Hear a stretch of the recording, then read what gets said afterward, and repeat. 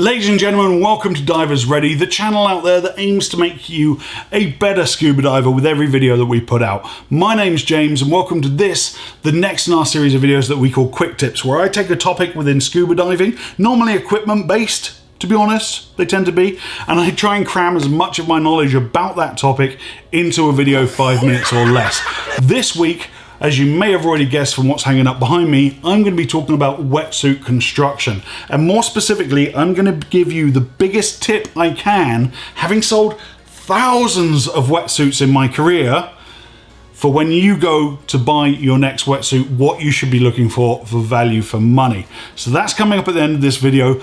I'm going to head over to the workbench over there and break down the different ways that wetsuits are manufactured and what you should be looking for at each sort of price level within the wetsuit categories. If you haven't done so already, and if you feel like doing me a favor in return, just click that little subscribe button down there and hit the bell icon, and that way you'll be notified every time we drop a new video, and that helps us to grow this channel without costing you anything. Right, that's enough. Let's go to the workbench. Bye. The biggest tip I can give you in regards to wetsuit construction right off the bat, the start of this video, is it's not always about the thickness of the suit, and people tend to zone in on that and think, okay, well, a 3mm and a 5mm and a 7mm, and pick the thickness of the neoprene. And as a general rule, yes, absolutely, the thickness will add to the warmth. But in terms of the construction of a wetsuit, the thickness isn't the determining factor in how warm a suit will be.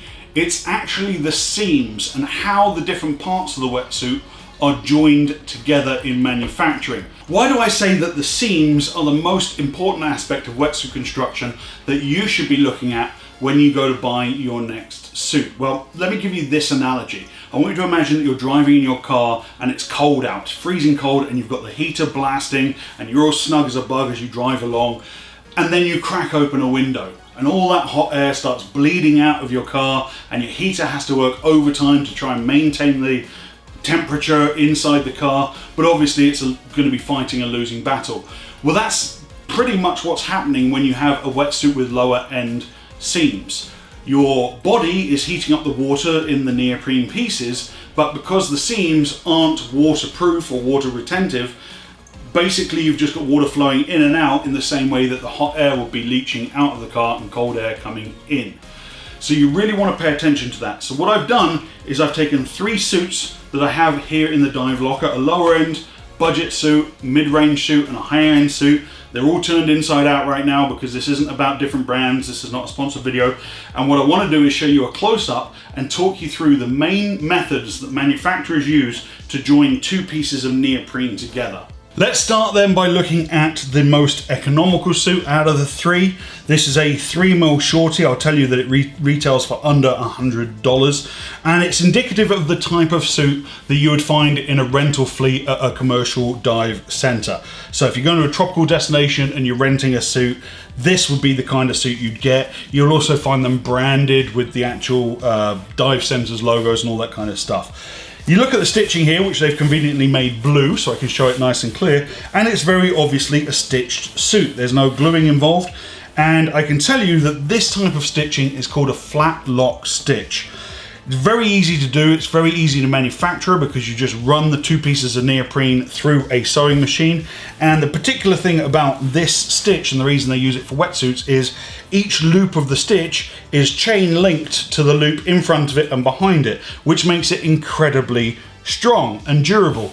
Ergo, this suit is perfect for the rental fleet because they're going to get a ton of abuse. Very, very strong. The downside of this suit is all these loops on both sides, everywhere there's a stitch, there's a pinprick, there's a hole. So as you can see, the amount of seams on here, this whole suit is basically a sieve, and there's going to be a lot of water flowing through all these seams, and it's not going to keep you incredibly warm. It's just meant to take the edge off in tropical water. If you're doing like 1 or 2 dives a day, perfectly fine. If you were doing 4 dives a day for multiple days at a time, like for example on a liveaboard, I wouldn't recommend a flat-locked stitched suit. Let's look at the medium quality suit. This is also a 3mm suit. It costs between $100 and $200, and you can see it's also flat lock stitched. So if I turn the cuff of the ankle here inside out, you can see stitching that goes all the way through it. But you're getting some additional features. So at the stress points, for example the crotch or the knee here, you can actually see that there are dots of tape to reinforce those joints, particularly where the suit is going to be stressed. So that's a good thing to look for. In the armpit of the suit, you've got, again, taping to reinforce that seam, but you've still got that Flatlock stitched at that price bracket, which means you're still going to be getting water flowing through the seams. Not great, again. If we move to the upper end of the wetsuit spectrum, you're going to see a whole bunch of different joining techniques on the same suit. So the first thing I want to draw your attention to is the fact that the seams on this suit are taped. In other words, they've used an elastopolymer tape, stretched it out and glued it over the seams of the suit to hold the two pieces together. This makes the seam absolutely waterproof. There is no water flowing through the seam of this suit as long as that tape stays in place. So you take two pieces of neoprene, you glue them together on the side, and then you glue tape over the top, and it completely seals the seam. It's not as strong as stitching, but it is incredibly warm. If we take a closer look at the ankle cuff of this suit, you're going to see that there's a join right here, and the tape stops here. There's no tape over the top, there's no stitching. There is a tiny little bit of stitching at the end there at the stress point. But if we turn the suit the right side out, I can introduce you to a new kind of join, which is called a welded seam. Welded seams work in the same fashion as a taped seam, but they run on the outside of a wetsuit seam for added sealing and durability. And the beauty of a welded seam is its ability to provide maximum stretch, but with a non-stitch design. So you're not perforating and spoiling the thermodynamic properties of the suit by making tons of holes in, but you're allowing the suit to stay nice and stretchy. This also gives the neoprene a clean, low-profile look. In some cases, seam welding will be used to reinforce a blind stitch on the exterior of the suit, or in this case, taped seams on the exterior. If I turn it all the way inside out, you'll see that that welding continues past where the tape runs in that direction. And welded seams work in basically the same way as a tape seam, except instead of being a piece of elastic tape, it's actually a bonding agent applied as a liquid glue. So here we have three suits that are all the same thickness, they're all 3mm, and yet I can tell you 100% for certain that this suit is going to be the warmest because it has the taped and welded seams that are watertight. They're not going to allow water to flow in and out of the suit and keep you a lot snugger than the suits that have Flatlock stitch seams. Now, I said that there are three methods of joining two pieces of neoprene together, and that is basically true as far as it goes for suits intended for scuba diving. But there is actually a fourth method, which is called glued and blind stitched, where you actually glue the two pieces together and then use a thinner, lighter stitch which doesn't penetrate all the way through the neoprene. So you don't have those penetration holes, you're not turning the seams of your suit into a sieve, but you've got the additional strength from the glue. And this has a couple of benefits. It increases the elasticity of the seam, and whilst it's not as strong as like a Flatlock stitch that you'd find in a rental market suit, it does increase the amount of lateral movement that two pieces of suit can perform without actually ripping the seam apart.